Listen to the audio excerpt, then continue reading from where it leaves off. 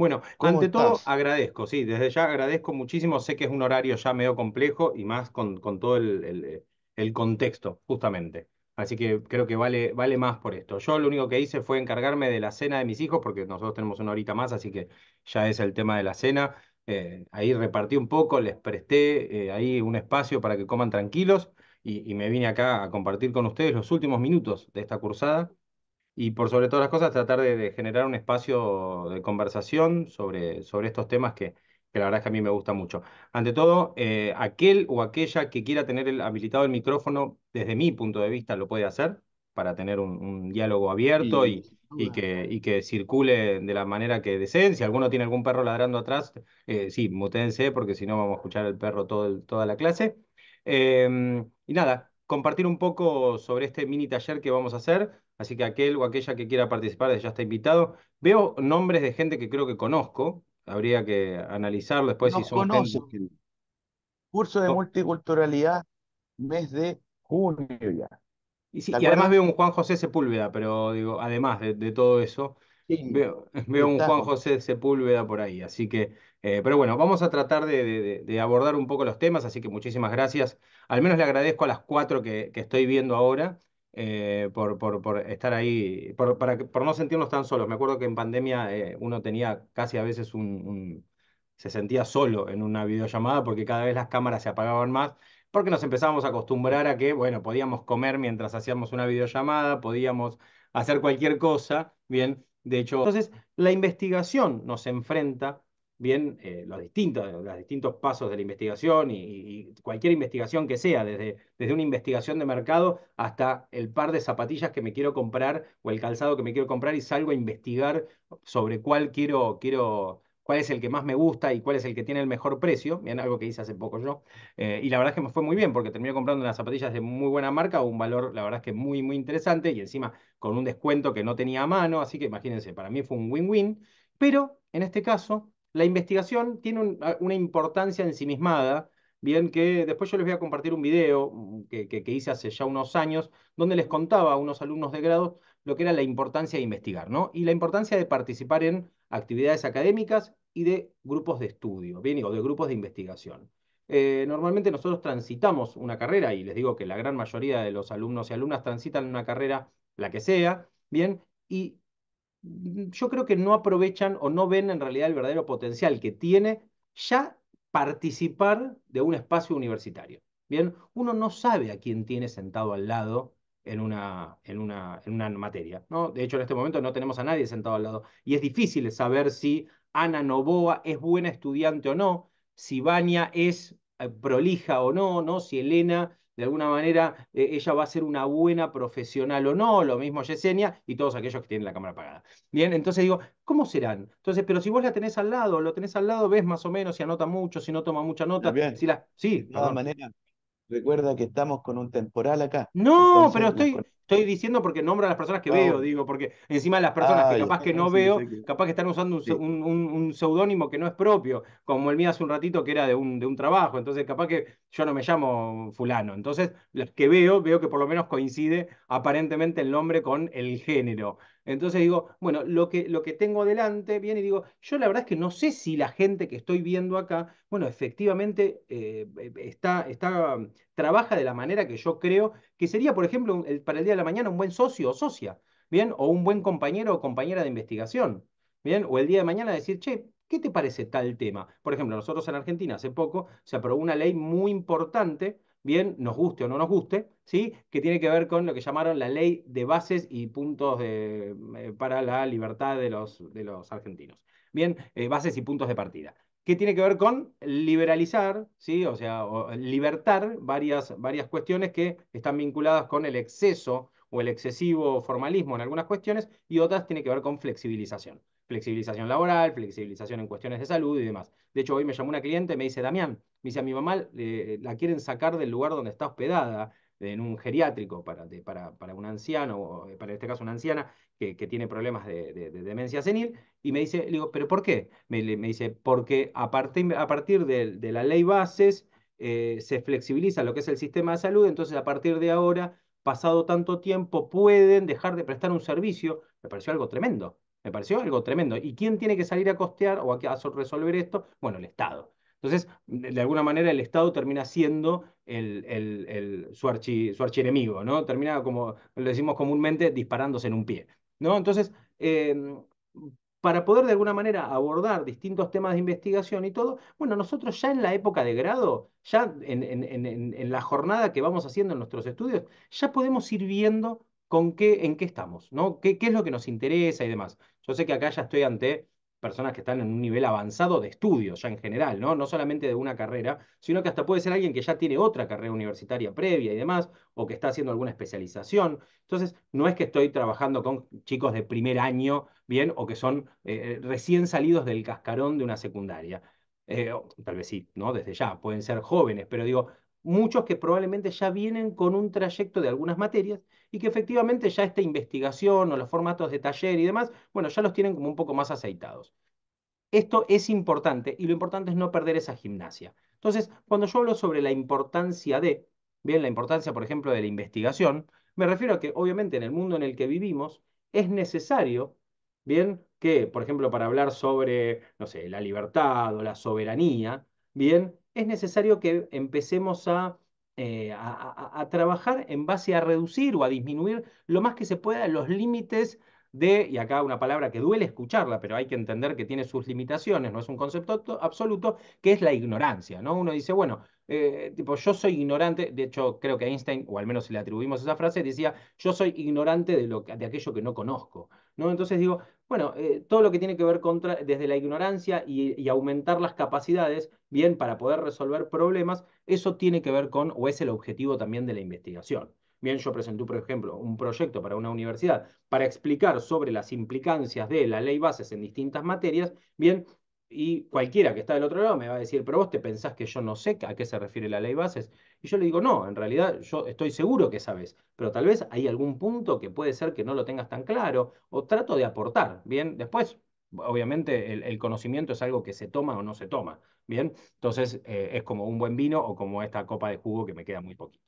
Entonces, para lograr un mejor estándar de vida, para resolver problemas, para mejorar la calidad de vida de las personas, bien, justamente se necesita de capital, como se dice ahora, capital o recursos humanos, bien, que estén altamente preparados, ¿sí? Y formados para poder crear o para poder desentrañar estos conocimientos. Mismo hasta para poner en crisis, y acá es donde me parece que está la clave, para poner en crisis conocimientos que se tienen ya como medio atados, ¿no? O sea, digo, la mayoría de los conceptos que hoy tenemos, la mayoría, bien, no están muy deconstruidos. Bien, vienen de cuestiones que venimos como repitiendo mucho hace tiempo, ¿no? Entonces, analizar la posibilidad de la deconstrucción de los conceptos, bien, acá el profesor Ulises hace un tiempo hablábamos sobre la deconstrucción del concepto de patrimonio, ¿no? Entonces digo, esto de analizar y tratar hasta mismo de resignificarlo, ¿no? De generar un nuevo concepto o hasta mismo podemos hasta destruir ese concepto, porque puede ser que ese concepto se haya quedado en el tiempo, haya quedado corto, como tantas cosas, ¿no? Como mismo la palabra globalización,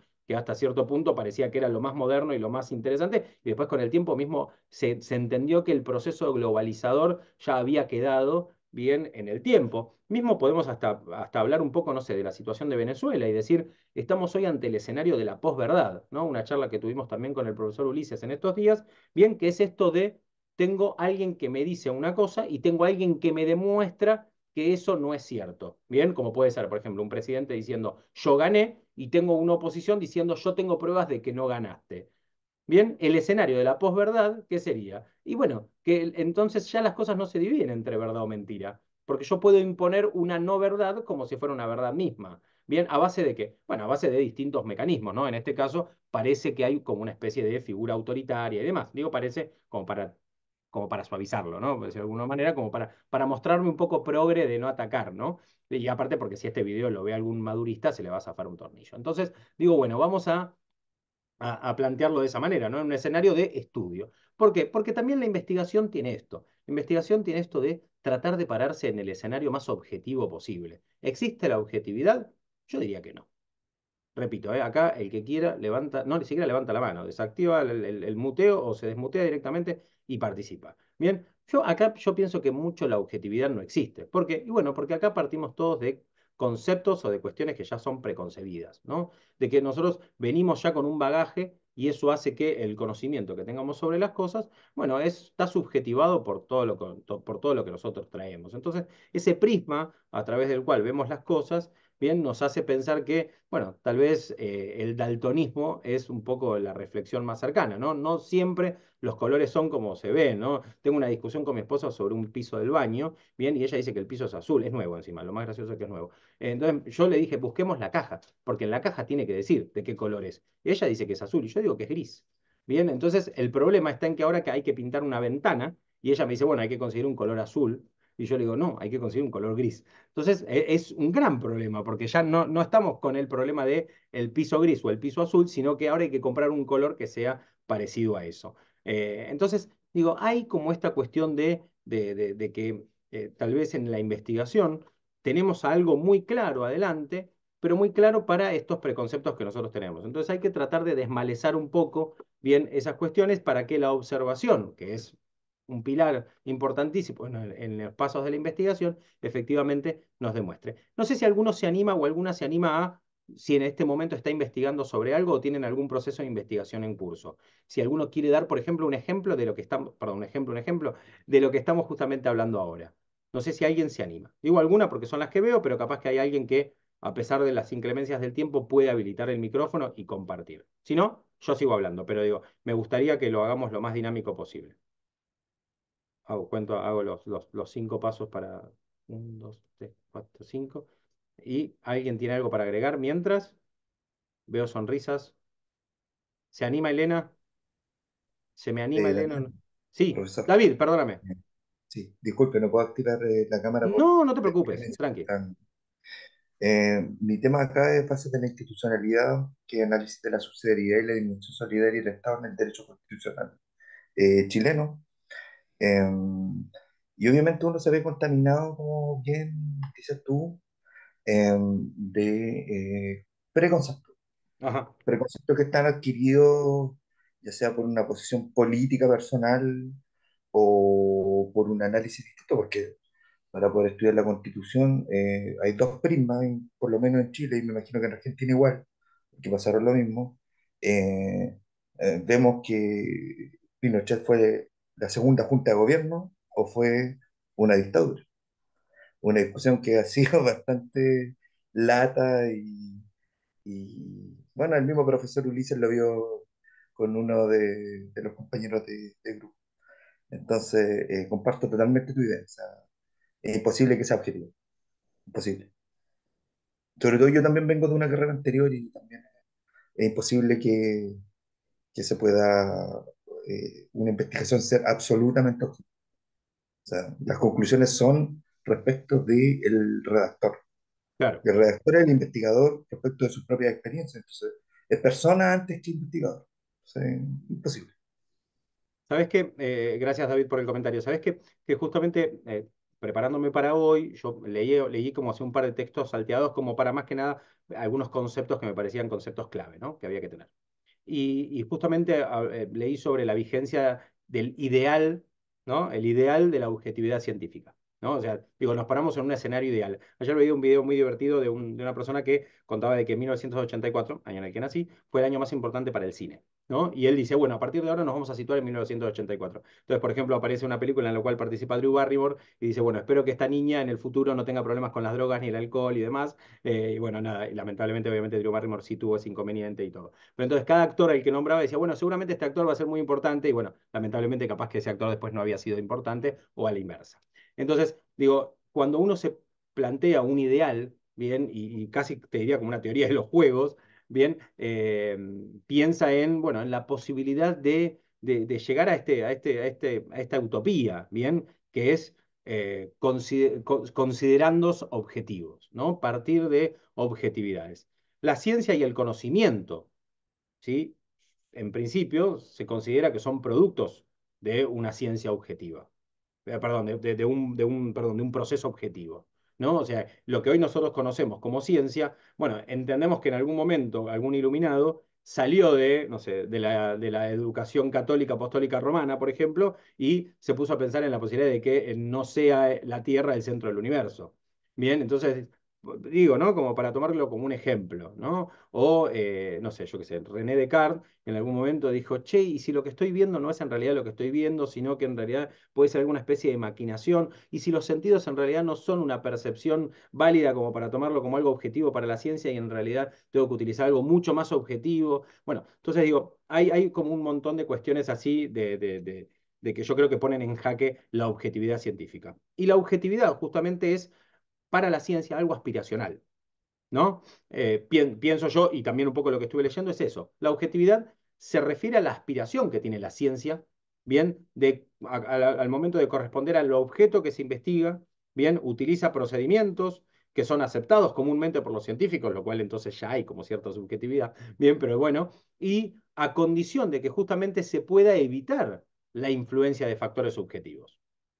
¿Sí? La objetividad científica es un ideal que es tan difícil de practicar como tan difícil de alcanzar, ¿bien? Y que durante el tiempo nos vamos a encontrar con objeciones que con la bandera de la objetividad van a terminar siendo hasta posiblemente subjetivas. Entonces digo, perdón si los mareé un poco, pero creo que no los mareé. Entonces digo, cuando uno analiza la objetividad científica, se plantea distintos estudios críticos, ¿no? Yo qué sé, no sé, las ciencias naturales, las ciencias sociales, la historia. Bien, digo, con el historicismo se bloquea bastante, ¿no? Digo, de hecho, la parte historicista forma parte de todas las tesis, ¿no? O sea, el doctor acá, el próximo doctor Ulises Medina Álvarez, una parte de su tesis tiene que ver con el historicismo. Bien, y la tesis que plantee o la investigación que plantee cualquiera de ustedes tiene siempre un bagaje histórico que trata de ser lo más objetivo posible. O sea, digo, contar los factos, contar los hechos, suena bastante objetivo, pero al momento de contarlos, yo puedo estar aplicando cierta subjetividad. En el caso de David,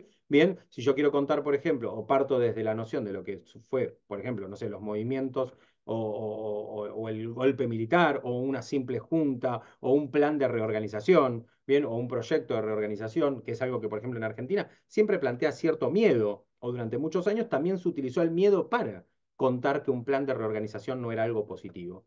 Entonces, lamentablemente estamos demasiado vinculados con la subjetividad, y eso va a hacer que, bueno, que sea cada vez más difícil ser lo más objetivos posibles, o que nuestro estudio sea objetivo. Entonces, yo creo que a veces planteando eso como el primer problema con el cual me voy a encontrar, a veces es como que anticipa un poco al lector de qué puede ser lo que qué puede ser lo que va a leer, ¿no? Entonces, por un lado, como decía recién, disminuir, o hace un ratito, disminuir los límites de la ignorancia, y por el otro lado, aumentar la capacidad para resolver problemas desde el punto de vista lo más objetivo, ¿no? posible, bien, y que, por sobre todas las cosas, haya una creación y una innovación, ¿no? Acá esto de crear conocimiento es como el ideario, ¿no? Yo puedo hacer una tesis descriptiva, puedo de alguna manera de hacer lo que nosotros conocemos en derecho como un lege data, ¿no? Digo, hablar un poco sobre lo que ya existe, bien, y puede ser una tesis muy interesante, pero lo cierto es que la innovación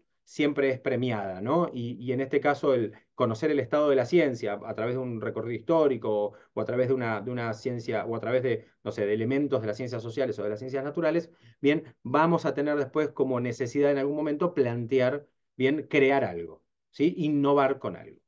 Una de las funciones fundamentales en las universidades, ¿sí? Justamente es propiciar la generación de nuevos conocimientos.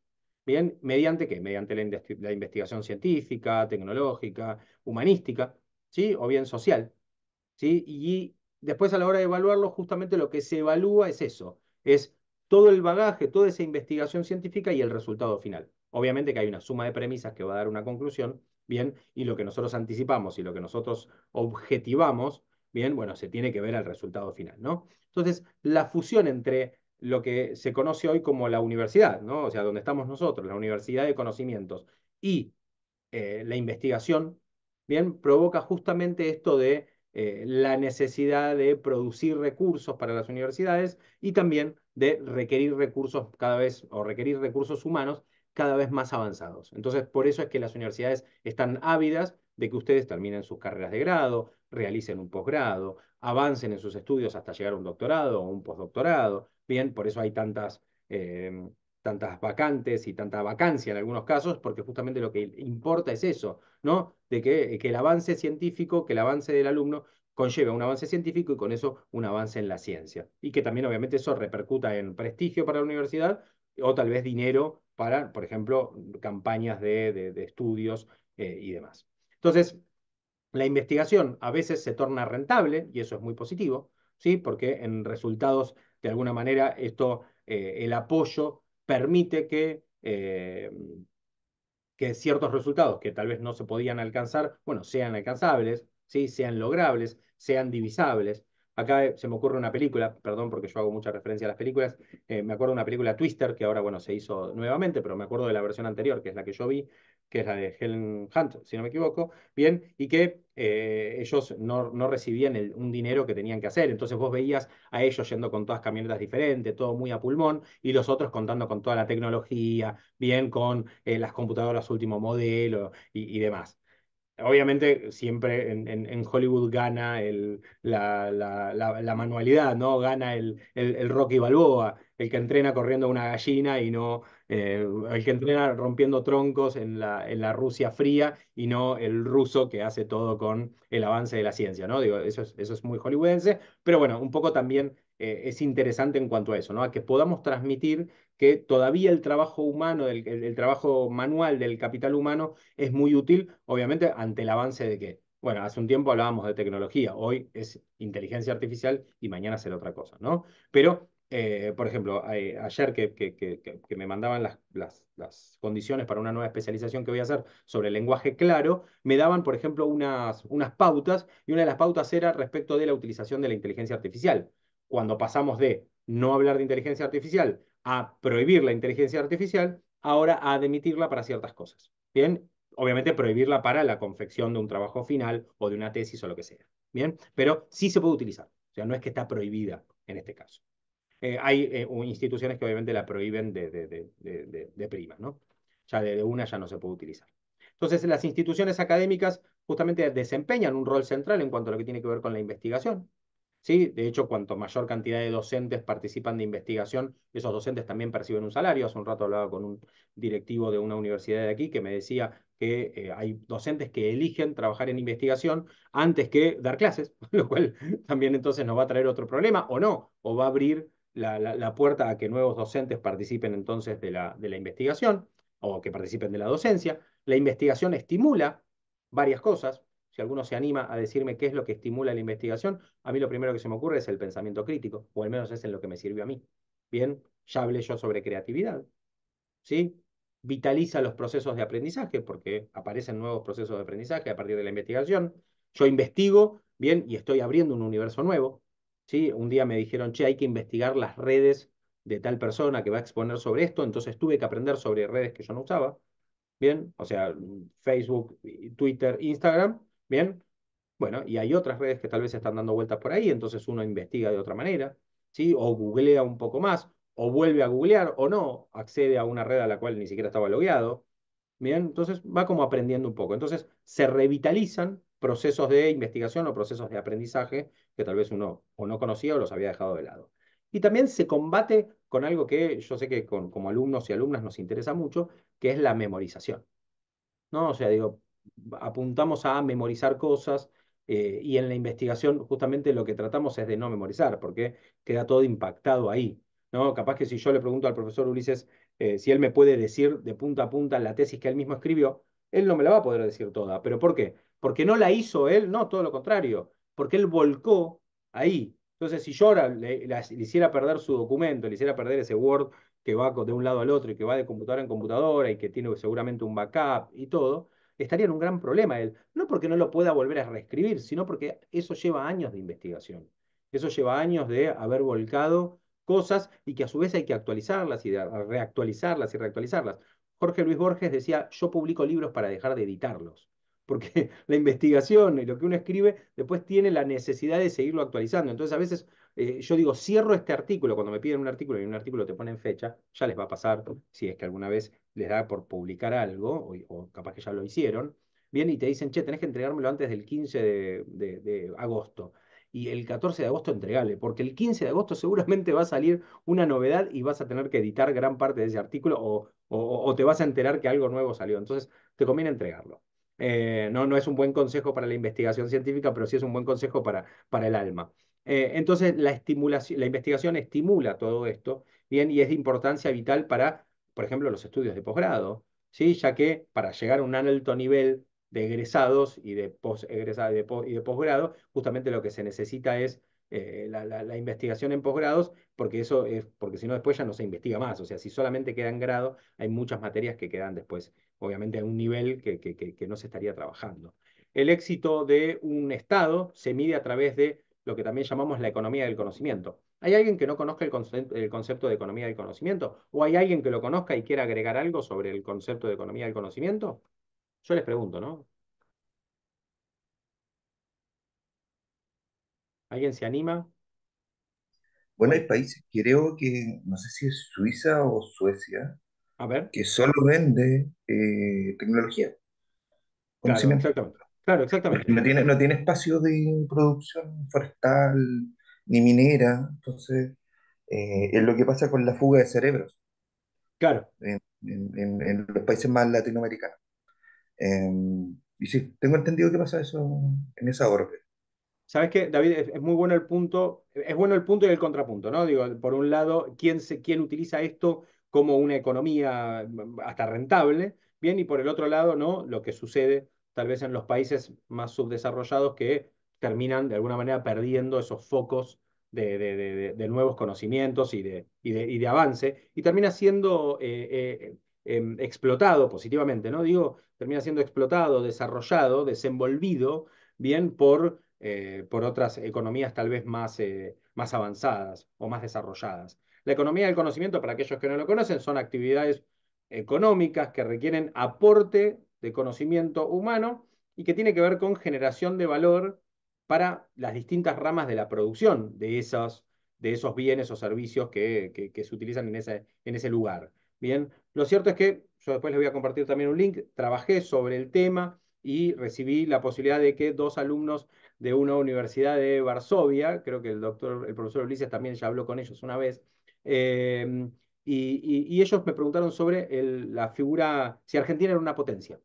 Esa era la pregunta. ¿Argentina es una potencia? Y yo, como me gusta complicar las cosas, y parte de la abogacía es eso, complicar o encontrar respuestas, pero tal vez complicar un poco más el diálogo, primero desarrollé lo que para mí era una potencia, después desarrollé por qué Argentina es potente económicamente para tal o cual cosa, y después terminé diciendo que Argentina ya no era potencia. Pero digo, tuve que hacer todo ese recorrido también para asimilarlo yo también, ¿no? Pero cuando llegué al concepto de economía del conocimiento, me sirvió mucho, porque tal vez cuando uno piensa que un país es pobre, una cosa es que un país sea una potencia económica y otra cosa es que el país sea pobre, ¿no? Y la economía del conocimiento viene como un poco a nivelar esa balanza. Argentina es un país con una economía financiera, ¿no? Financieramente muy compleja, bien, está en una situación de gravedad institucional, política, económica, bueno, en todos los frentes, menos la deportiva, pero digo, esa tal vez no es la que nos salva, bien. Sí nos da alegrías a las 6 7 de la tarde, pero durante el día tenemos que pagar impuestos y tenemos que trabajar para ello. Y tenemos una carga impositiva que es altísima.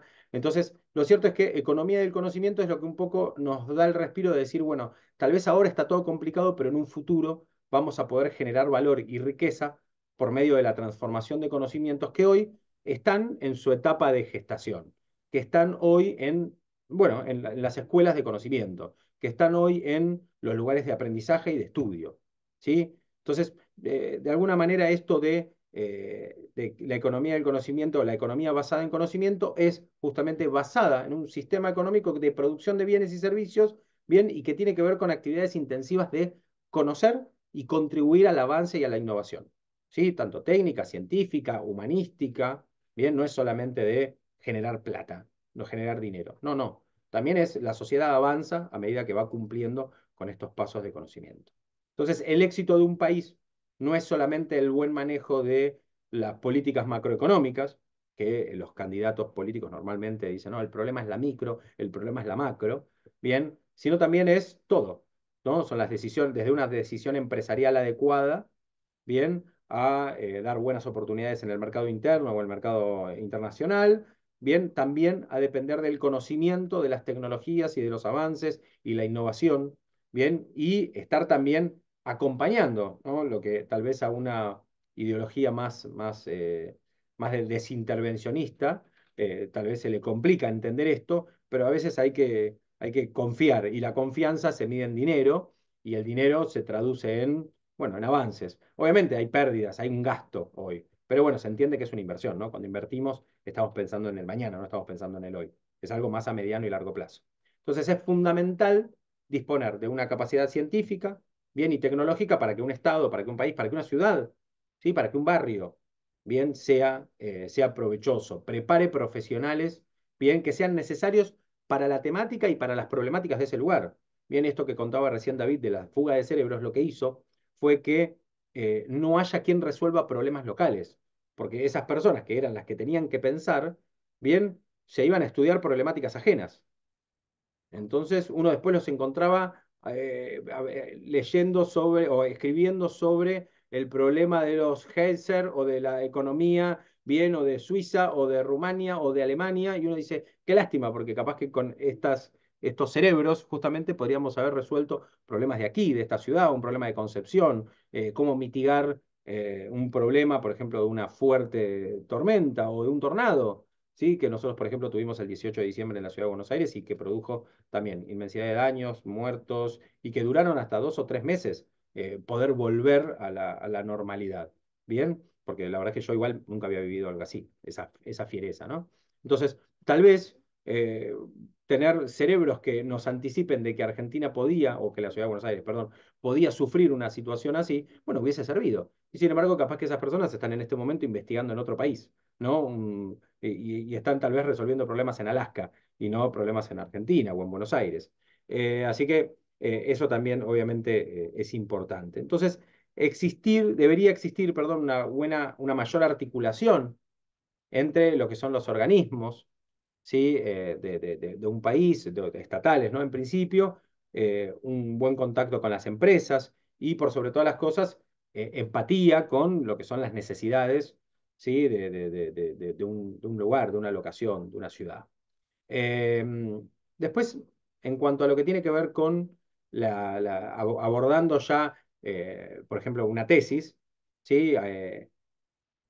Hay de alguna manera como consejos, ¿no? Que normalmente trabajamos como para poder desarrollar estas tesis que sean útiles.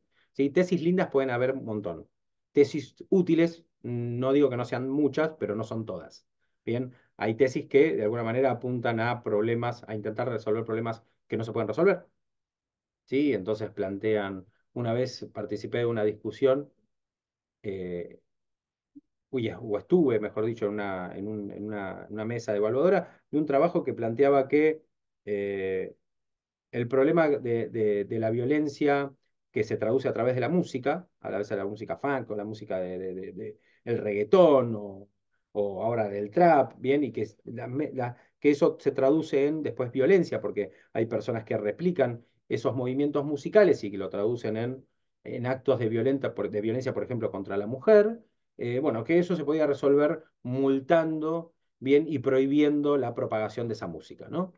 Y si bien yo soy un defensor acérrimo, porque aparte trabajo de eso, la mayoría de mis clientas son mujeres y soy un abogado que trabaja en la defensa de la violencia de género y la violencia institucional y todas las modalidades y mecanismos, por decirlo de alguna manera, de violencia, y en un país que tiene una alta tasa de femicidios y de denuncias de violencia. Sin ir más lejos, si uno sale acá, yo salgo acá de mi casa y tengo una consigna policial en la puerta porque del edificio, ¿no? Porque hay en este edificio seguramente una o más denuncias de violencia de género, entonces hay una consigna policial y si vas a la esquina vas a ver a otro policía y a veces ves 2 o 3 policías o oficiales de policía que se reúnen y charlan y no sé si se cuentan qué es lo que hace cada uno, pero bueno, y lamentablemente eso significa que es un problema que es mucho más masivo, ¿no? De lo que tal vez una estadística puede mostrar. Si a mí me dicen hay 1000 casos de femicidios o hay 200 casos, tal vez no lo logro materializar, pero cuando lo veo en la puerta o en la esquina de mi casa, tal vez uno ahí se da cuenta. Bueno, es lo que pasaba en la pandemia, ¿no? Uno no creía que había un virus hasta que se enfermaba un vecino, ¿no? O un conocido o un familiar. Bien, entonces lo primero que pensamos nosotros es, hay que sociabilizar o socializar la tesis o la investigación con lo que nosotros necesitamos. Bien, independientemente de no, de que después no tenemos que distraernos, que no hay que desviarnos, que tenemos que enfocar toda nuestra energía, ¿no? Eso cualquier consejo para cualquier cosa, ¿no? Si voy caminando por la calle y voy pensando en otra cosa, o me atropella un auto, o piso a alguien, bien, o me paso de largo, o llego tarde, o me equivoco de lugar, como a mí me ha pasado muchas veces, o el otro día que me equivoqué de sábado y fui a una reunión a las 8 de la mañana, un sábado que no era. Entonces, uno está pensando en otra cosa, ¿no? Y está desatento. Pero lo cierto es que hay claves que de alguna manera uno tiene que seguir para que una tesis sea exitosa y una tesis siga por esos andariveles. ¿Estamos bien de tiempo, perdón, profesor, o me estoy yendo muy por las ramas? Yo creo que estamos como a 10 minutos de... Bueno, perfecto, genial. Así que le ponemos un poco de ritmo. Pero entonces, cuestiones que son súper importantes y que creo que van más allá de incluirlas en un listadito, pero si quieren yo después puedo compartir el video y se los punteo, ¿no? Pero, por ejemplo, el primero es elaborar el plan de trabajo, ¿no? Para realizar cualquier investigación, la que sea, es indispensable una organización bien de actividades que nosotros tenemos que llevar adelante y que tenemos que seguir, ¿sí? Vamos a hacer entrevistas, vamos a buscar material, vamos a destinar tanto tiempo, más o menos tiempo a la lectura, a la parte de recaudar información. Es importante el plan, planificar, ¿sí? Después todo lo demás es ejecutar ese plan. Después lo que tiene que ver con temáticas imposibles. Esto es un poco lo que yo les mencionaba antes, ¿no? Esto de ir más allá de lo que se cree, o sea, digo, salir de que el objeto tiene que ser posible. Salir del objeto posible, o sea, ir a lo imposible, nosotros diríamos a lo volado, ¿no? A lo que ya va más allá de nuestra, no solamente de nuestro alcance, sino hasta misma de la necesidad, es una pérdida de tiempo. Bien, y nos ponemos una meta, tal vez a elaborar una investigación que es excesivamente exhaustiva, bien, y que puede llevar a tardar años, que obviamente que puede ser muy profunda, pero la idea también es que podamos vivir del resultado de esta investigación, sea en cuanto a dinero o sea en cuanto a vivir nuestra tesis, bien, a vivir nuestro doctorado, no sé, nuestro grado, bien, la gracia es que en algún momento tengamos la posibilidad de que nos reconozcan por la investigación que hicimos. Buscar material y organizarlo. ¿Sí? Es fundamental el proceso de selección de material. Muchas veces nos damos cuenta al momento de que estamos volcando el material de nuestra investigación que va en contra de lo que nosotros veníamos investigando o tal vez tiene demasiado poco que ver o no tiene nada que ver. Entonces, estar atentos de despachar, de no perder tiempo en tener que leer algo que ya sabemos o que podemos darnos cuenta a simple vista de que no forma parte de lo que es nuestro esquema, nuestro plan de tesis, ¿no? O nuestro plan de investigación. Realizar con ello un esquema.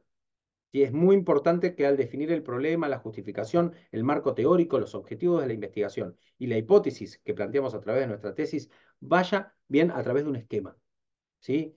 Y esto nos puede pasar a cualquiera, bien, le puede pasar al profe, le puede pasar a cualquiera de ustedes, me pasa a mí, bien, que a medida que vamos trabajando nos encontramos con algo que hasta puede ser que sea más interesante. Un ejemplo muy breve. Estaba haciendo para un trabajo de grado una investigación sobre Juan Bautista Alberdi, que fue quien en 1852 escribió un libro que se llamó Bases y Puntos de Partida, pero no la ley Bases, sino lo que él estableció como una especie de proyecto constitucional. La Constitución de 1853 agarra el proyecto de Alberdi y le modifica un par de cositas, pero sale bastante parecido. Cuando yo empecé la investigación, ¿sí? Era cuáles son los elementos del federalismo que estaban en el proyecto de Alberdi de 1852 y que subsistieron a través de 1853 y que llegaron a la Constitución de hoy, ¿no? Que es la Constitución de 1994-95 y que está vigente hasta la fecha. A medida que fui encontrando y que fui leyendo, encontré un texto de un autor X que, pero importante en la época, que lo que decía era que en realidad Alberdi era un gran compilador y era un gran copiador de cosas. Entonces me pareció muy interesante. Tal vez era porque yo ya estaba aburrido de leer sobre Alberdi. Y me metí en la novela, nosotros decimos en el culebrón mexicano, ¿no? Me metí en la novela, bien, de que si en realidad el tipo era un copión o no era un copión. Y me pareció muy interesante. Perdí, creo que una semana en eso. Una semana calendario. Me llevé libros de la biblioteca que hablaban sobre esto, justamente. Entonces, yo lo digo, esto de que nos puede pasar, y nos puede pasar aunque estemos reenfocados, que nos podemos encontrar con con estas cuestiones, con estas desviaciones. Lo podemos apartar para después hacer una investigación aparte, algo como una especie de apéndice o algo, lo podemos hacer más adelante. Hoy lo dejamos, lo corremos. ¿Está bien? Formar un grupo de estudio, un grupo de trabajo. Un grupo de trabajo es, una tesis grupal puede funcionar. No necesariamente una tesis grupal, pero sí trabajar en grupo nos ayuda. Obviamente tiene que haber ¿no? Una instancia de estudio y un intercambio. No es un grupo de amigos que se reúne, en mi caso, a tomar mate o a tomar cerveza, bien, o un buen vino. Eso también se puede hacer. Pero cuando nos juntamos a trabajar, nos juntamos a trabajar. Entonces, esto era lo que yo les comentaba antes, ¿no? Tal vez en la videollamada es un poco difícil, pero cuando estamos ahí en el aula, en la sala, bueno, vemos quiénes son los que orientan mejor, los que sabemos que se van a tomar esto en serio, y por sobre todas las cosas que también tenemos temáticas comunes o similares y que tal vez podemos laburar juntos. Lugar apropiado para el estudio. ¿Sí? Sé que suena medio raro, pero en mi casa era más importante tener ordenado el escritorio que hecha la cama. Mi mamá me decía, ordenate el escritorio, después hace la cama. Lo importante es tener ordenado el escritorio. Bien, el lugar de estudio es importantísimo. Establecer plazos es tan importante eso como, bien, hacer la tesis misma, bien, hacer la investigación, llevarla adelante. Bien, y acá algo que lo sufrimos mucho, que es el contacto con el tutor. La relación, el vínculo con el tutor o el orientador es importantísimo. Bien, elegir un tutor, si es que uno lo puede elegir, o quien nos oriente, quien nos ayude, es importantísimo, casi como la bibliografía, porque es quien de alguna manera nos va a enderezar, ¿sí? Como el palito tutor, como la madera tutor que endereza un árbol. Bueno, esto es más o menos la misma sinergia. Bien, es importantísimo contar con eso y por sobre todas las cosas con el vínculo de respeto y de reciprocidad. Respetar las correcciones que nos hacen. ¿Sí? Aquel tutor. Eso es fundamental. Bien, obviamente podemos tener una- un- un feedback, ¿bien? No es necesariamente que uno tiene que aceptarlas, pero sí respetar esas correcciones que vienen de una persona a quien nosotros justamente respetamos y depositamos esa confianza. Y por último, lo que tiene que ver con las distracciones. Esto un poco se deduce de lo que veníamos hablando. Bien, hoy tenemos un montón de distracciones. Hay gente que dice, no, bueno, pero mira, Karl Marx hizo esto y escribió El Capital, y uno dice, Karl Marx no trabajaba, era mantenido por los padres y después por la esposa, no tenía televisión, no tenía Twitter, no tenía Instagram, yo qué sé, no sé, no tenía ni el perro que le ladre, pobre. Entonces, imagínate, ¿cómo no iba a estudiar y cómo no iba a hacer un libro como El Capital? Dos tomos, ¿no? El tercero lo dejó a la mitad y lo concluyó Engels. Pero digo, lo cierto es que creo que es así, ¿no? El tercero lo concluye Engels. Pero bueno, lo cierto es que es interesante plantearse un poco todo esto en el tránsito de la investigación. Yo les voy a dejar con esto, y con esto yo ya termino porque el tiempo, si no, me voy a pasar. Les voy a dejar, por ejemplo, una discusión que a mí me gusta mucho y a Ulises también a veces conversamos sobre el tema, que es la noción de derecho comparado. La noción de derecho comparado es algo de lo cual partimos siempre para la investigación, ¿no? O comúnmente, ¿no? Decimos, bueno, la verdad es que yo propongo para tal cosa porque en tal lado se hace de tal manera. Bien, y acá vamos a la subjetivización y a la objetivización y todo. Bien, pero como no tengo mucho tiempo para explicarlo, lo tengo que acortar.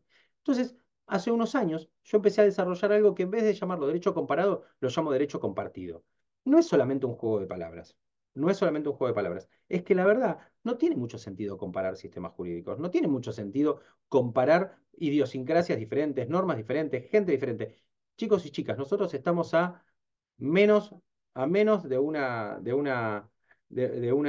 ¿cómo se llama esto? De una cordillera de distancia. Bien, pero aún así nos separan un montón de ideologías, conceptos, bien, vivencias. No digo que nos separen, simplemente que nos diferencian, ¿no?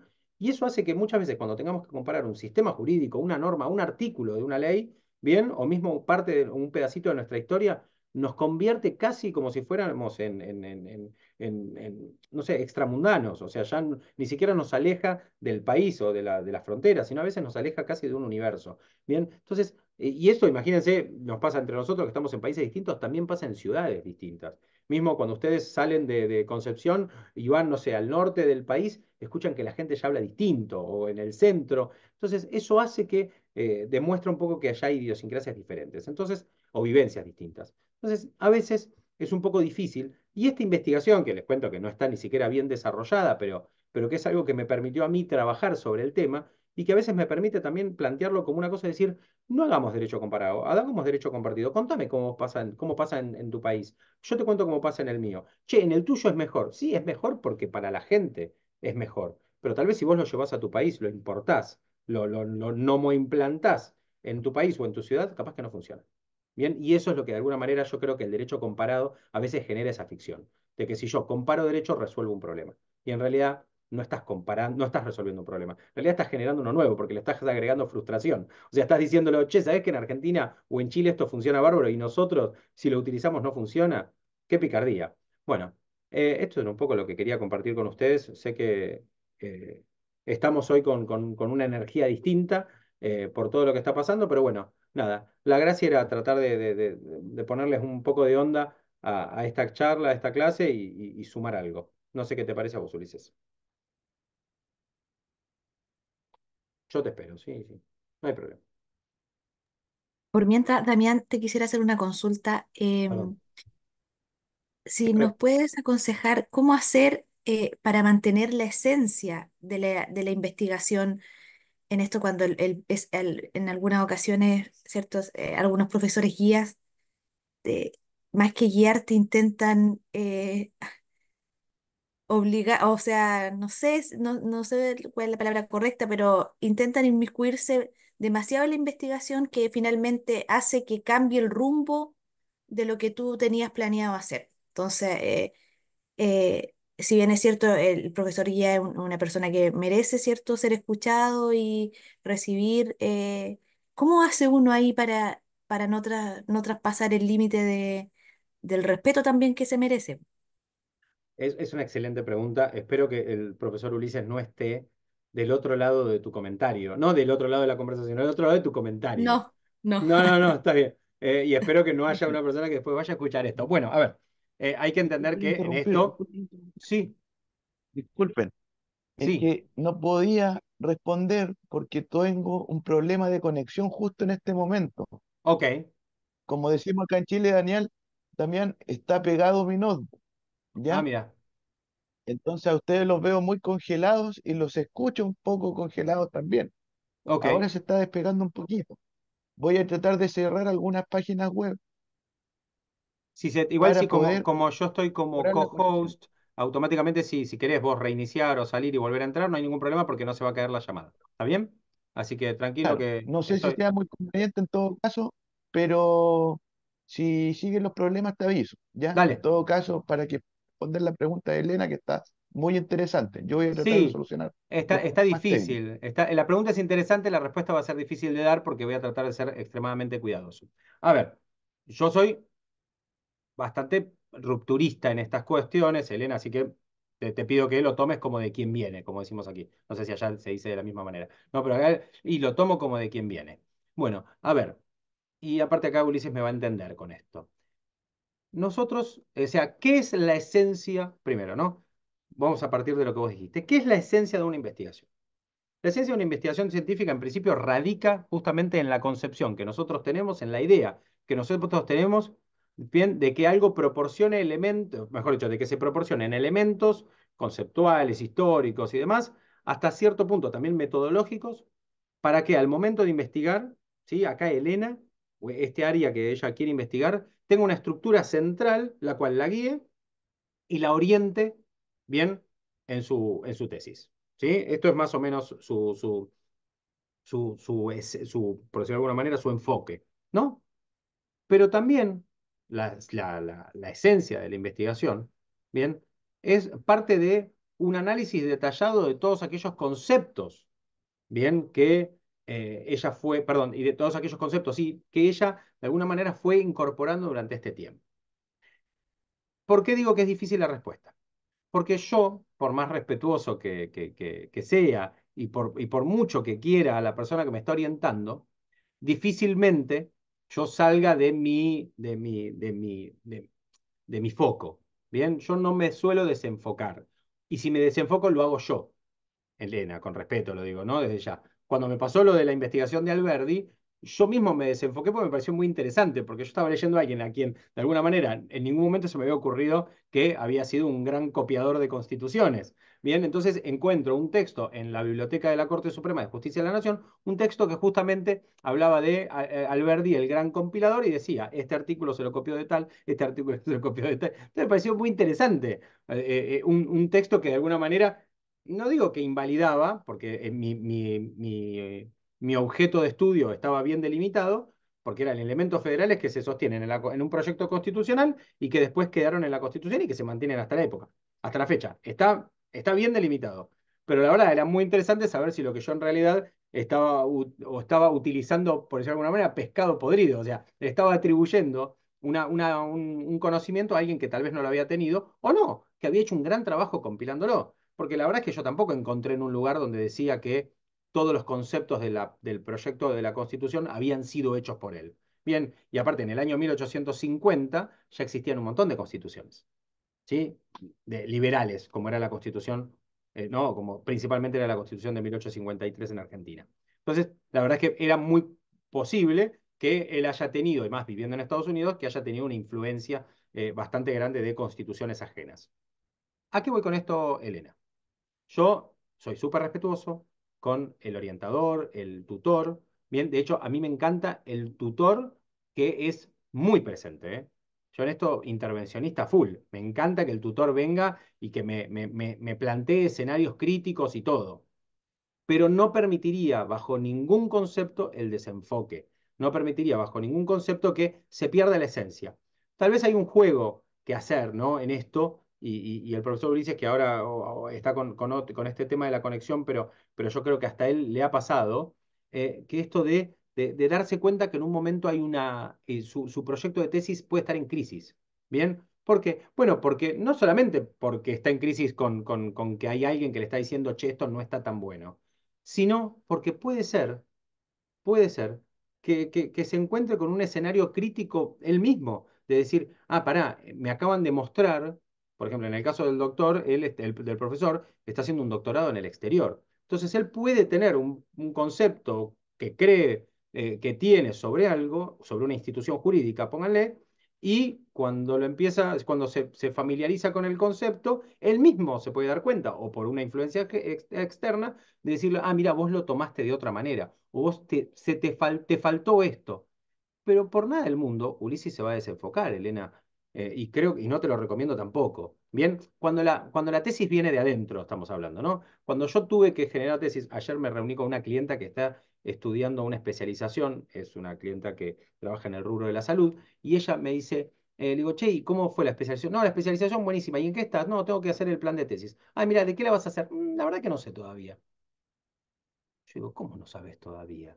El tema de la tesis a mí me sale, después lo vas matizando, ¿no? Pero entre el primer y segundo tema que vos ves, o cuando ves el programa, o cuando te anotás, ya llegás un poco con una idea. Bien, o sea, si no, no sé dónde está la necesidad. No digo que no te pueda pasar, te puede pasar. De hecho, te puede pasar que cambies. Pero digo, entonces es muy raro que uno se desenfoque, Elena. Yo, a ver, yo lo que te recomiendo, desde el punto de vista del respeto y todo, es que mantengas el enfoque. Si obviamente seas versátil, ¿sí? Hay que ser, de alguna manera, acomodarse un poco al conocimiento. Y en el peor de los casos, hay una figura que sirve mucho, bien, que algunas tesis lo permiten, no sé de cuál estamos hablando y no sé si la institución lo permite, que en algunos casos se permite que uno tenga más de un orientador, y que tal vez uno utiliza por un lado un orientador para la cuestión conceptual y otro para la cuestión metodológica. Si los dos orientadores se llevan relativamente bien, o sea, si no hay ningún tipo de pelea de egos, que siempre la hay, digo, tal vez podrías llegar bien a un buen puerto, porque tal vez puedes resolver la cuestión conceptual o metodológica con uno o con otro. Pero me parece que sos una persona muy respetuosa, de hecho te dije que abriste el micrófono y lo hiciste, pero pidiendo con el consumo cuidado. Así que me imagino que vas a poder explicarle a tu orientador, tutor, o el término que fuere, le vas a decir muy respetuosamente, quiero seguir en esta dirección, dígame en esta dirección cómo puedo hacer para resolver este problema. Creo. Bien. Vale, muchas gracias. No, por favor. Y si es el profesor Ulises, me contás después en privado y nada, lo ajustamos ahí. Se lo decís. Sí, claro, no hay ningún problema. De hecho, antes de que tú llegaras, Damián, Sí, muchos plantearon la inquietud de qué hacer con sus investigaciones después, si publicarlas, si enviarlas a algún congreso, algún concurso. Y yo les decía a los muchachos que lo hagan, incentivarlo. Muchos de bueno, ellos van a egresar después de su examen y su defensa el día sábado.